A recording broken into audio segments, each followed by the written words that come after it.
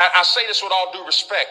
Haiti is one of the poorest countries in the world. In fact, they say it is the poorest country in the Western Hemisphere. Well, I'll tell you why, because in the 1700s, when the African slaves came to the island of Haiti, and they introduced an idea called voodoo. And if you go to Haiti, voodoo is actually recognized as a religion. And so we look at Haiti and we ask, why is it one of the poorest countries in the world? It is not because it is full of ignorant black people. They are as smart and as intelligent as you are, but there is a spirit that has set on the region.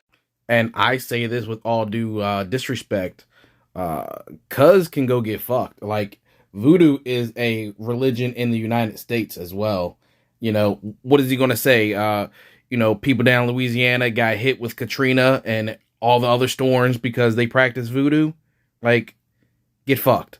See, what really pisses me off is not the fact that you believe in Christianity. That's fine, right? I personally don't care what you believe in or what your preference of religion is, right? But don't tell me a person, a place, or a whole country in this case is in the situation it is in because they don't believe in the same, you know, God or Jesus that you do, right? Like, you're not going to tell me that, especially when we know why, because of history. Like, we learn things.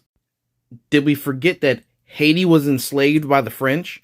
Like, did we forget that? Like, just, you know, that the French Empire came in there and just enslaved people, and then those people fought back, won their freedom, and the French was like, well, we could send more people there, but we can't afford it. So we'll just make you guys your own nation, but we're going to make you pay because it costs us money because, you know, you can't work for us for free anymore.